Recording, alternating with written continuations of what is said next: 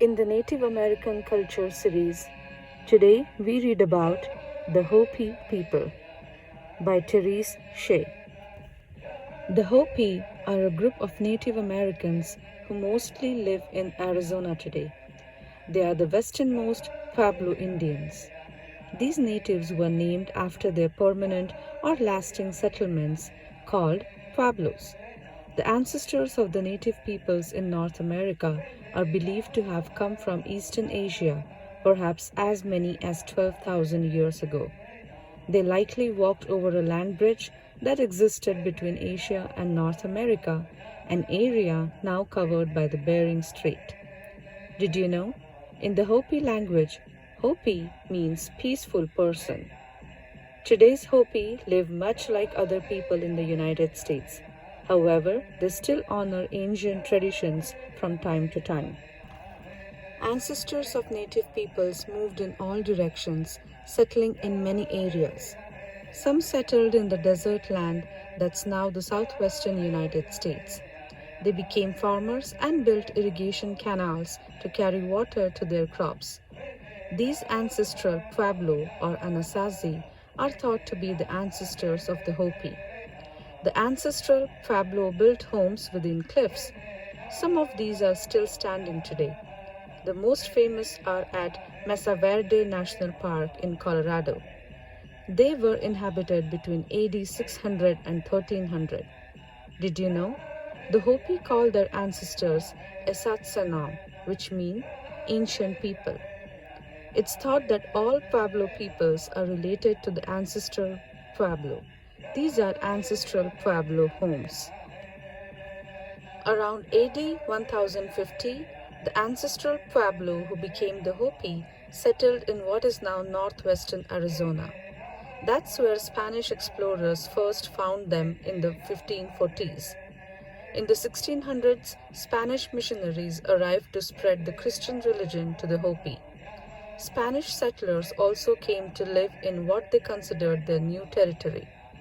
Most of the Hopi didn't want to accept the new culture. They and other Pueblo peoples revolted against the Spanish in 1680. However, the Spanish returned just a few years later. Even though the Hopi revolted, the Europeans changed the natives' way of life by bringing illnesses, guns, and horses to North America. Before the Spanish arrived, the Hopi were farmers. Their main crop was corn, but they also grew beans, squash, and other vegetables and fruits. The Hopi became herders after getting sheep from the Spanish. Men farmed and herded, built houses, made shoes called moccasins, and wove blankets and clothing. Women made baskets and pottery, cooked, raised children, cared for the elderly, and carried water to their families. This last task was a hard but important one in the desert. Did you know? The Hopi grew at least 24 kinds of corn. One of their common foods was a thin corn bread called piki. For many centuries, Hopi men grew cotton that they spun into thread and wove into cloth. The Hopi lived in houses made of stone and adobe, which is a mix of earth and straw baked into hard bricks. Adobe kept the house cool in the summer and warm in the winter. Homes were connected, like in an apartment building. Each family had an upstairs and downstairs with several rooms. The downstairs was mostly used for storage. The upstairs was the main living area. Some traditional Hopi houses are still used today. Other Hopi families live in modern homes and apartment buildings. Did you know?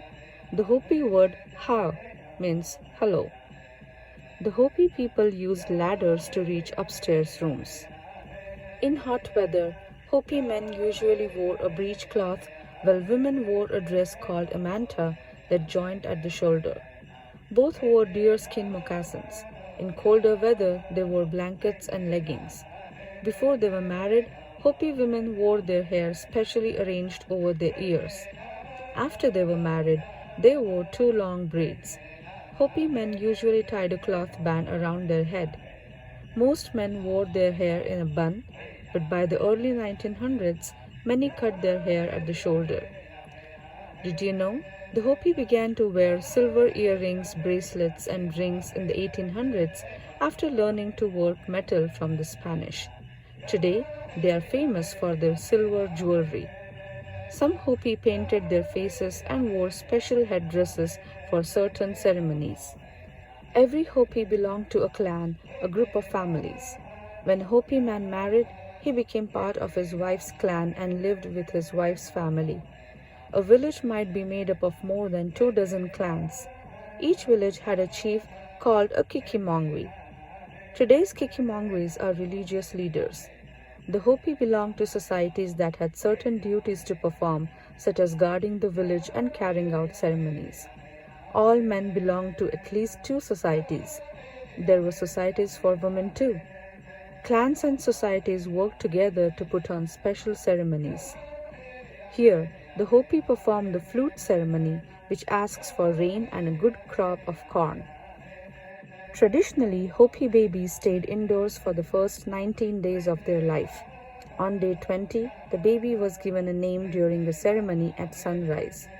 Hopi children grew up much like any other children. They played with toys. Girls received baby dolls as gifts, while boys received bows and arrows.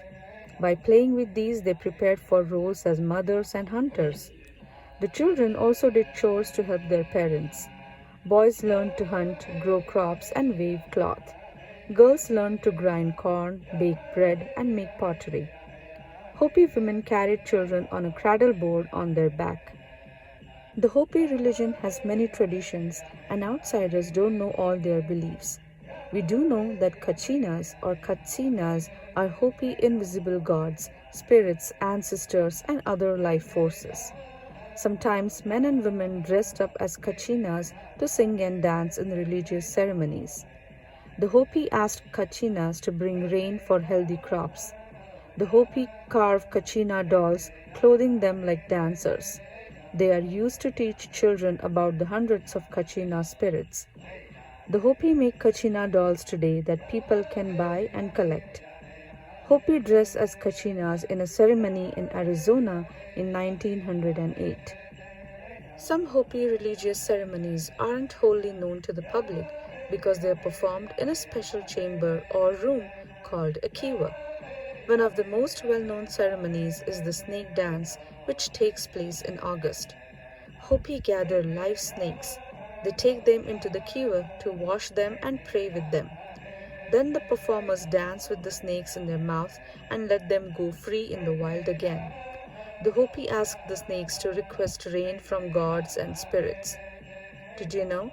Former US President Theodore Roosevelt watched the snake dance in 1913. He was even allowed into the kiva, which is an honor given to few. Many of the Hopi ceremonies, including the snake dance, ask for rain, which is greatly needed to survive in the hot desert. In 1848, the United States won a war with Mexico and gained a lot of territory, including Hopi lands. In 1882, US President Chester A. Arthur created a reservation for the Hopi. It only covered 1/10 of the traditional Hopi land. Soon, Hopi children were forced to go to a school away from their family. It was called the Keams Canyon Indian School. There they learned English and had to dress and act as other American children. Sadly, the poor conditions at the school made many children sick. Some died. Did you know? The Dawes Act of 1887 required Native Americans to divide their reservation land into lots for each family. The Hopi refused. They wanted to share the land as they always had. Today, the village of Walpi on the Hopi reservation still doesn't have running water or electricity. The people there live traditionally. As time went on, some Hopi continued to oppose changes to their culture, while others wanted to cooperate with the US government. These two sides sometimes fought. Once, a group even left their village to settle a new village. In 1934, the Indian Reorganization Act allowed Native Americans to form their own governments. The Hopi Tribal Council was formed in 1936. The Hopi began to be left alone to continue their traditions as they wanted. Many today are raised in their religion and learn both the English and Hopi languages. Did you know? The Hopi reservation is surrounded by the Navajo reservation. There are still arguments about land rights between the two tribes. Today, the Hopi live on top of or around 3 mesas in Arizona. Several villages are located on each of the Hopi mesas. Some Hopi don't allow tourists in their village. They think tourists upset their peaceful way of life. To learn more about the Hopi, visitors can go to the Hopi Cultural Center and Hotel on 2nd Mesa. The Hopi today still have challenges to face. They must still wait for rain for their crops, just like their ancestors.